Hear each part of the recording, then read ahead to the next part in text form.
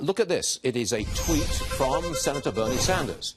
A job must lift workers out of poverty, not keep them in it. We must raise the federal minimum wage from a starvation wage of $7.25 an hour to $15 an hour. Doing so would directly increase the wages of more than 25% of the U.S. workforce. Come on in, Larry O'Connor with the Washington Times. All right, Larry, what's wrong with that idea? Tell me. Well, what's wrong with it, first of all, politically, is that it really throws a wrench into the Democratic presidential process. When you got Bernie Sanders doing this, it's very similar to 2016, where he's going to force the mainstream candidates, then Hillary Clinton, this time maybe Joe Biden, maybe Terry McAuliffe, going to force them to lean to the left and lurch to the left, and they're going to go so far to the left they are going to fall and they can't get up. The problem here, Stuart, is you've got so many candidates who want to be the presidential nominee for the Democrats. The Iowa caucus is going to look like the NCAA basketball tournament. We should have the March Madness bracket going. And all of them are going to out-left each other. They're all going to out-liberal each other with these policies.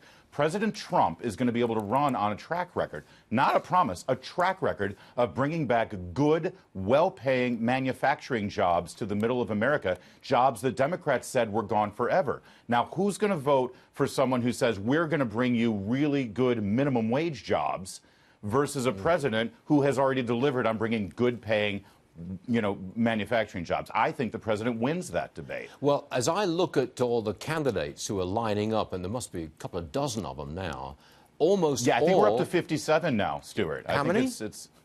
How many? I jokingly said 57. As in it's not 57. Really 57. Do you remember 57 Heinz varieties? Nobody remembers that. Yeah, I do. It was a good sauce. But look, I only see one moderate. And I think I could call Joe Biden a moderate. OK, the man is 76 years old, but he's the old guard, I would say.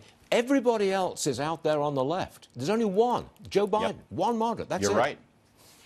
Terry McAuliffe, the former governor of Virginia, might try to come and embrace that, too. And again, we're using the term moderate loosely here. But yeah, compared to Kamala Harris, compared to Bernie Sanders and some of the other very liberal names that are already throwing their hats into the ring, this is going to be it's going to be a death match to see who can be more socialist. And listen, I sympathize with people who are on minimum wage. I do. Most people who are getting a minimum wage pay right now, they are doing that job for entry-level purposes so they can then get out and get a better paying job. Democrats, and Joe Biden knows this, they need to start promising good, well-paying jobs outside and beyond the minimum wage structure. And somebody working minimum wage in D.C. or New York or Los Angeles, yeah, it's pretty tough at $7.50 or $8 an hour. I think there's more popularity for some of these far-left ideas. You know, if you're a youngster, the idea of free college is appealing. Free medical care is appealing. $15 an hour for your first job, that is appealing. I mean, it's a form of buying votes, but I don't think we should dismiss it as an unelectable campaign.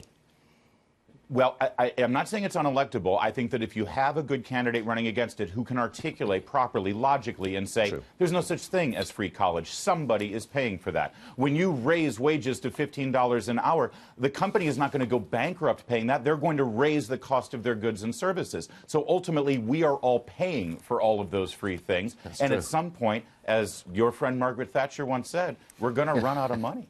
You run out of other people's money. Larry, thanks for being with us. We'll get you back real soon. Thanks Stuart, very much, welcome back. It's great to talk to you. Yeah, you too. Thanks.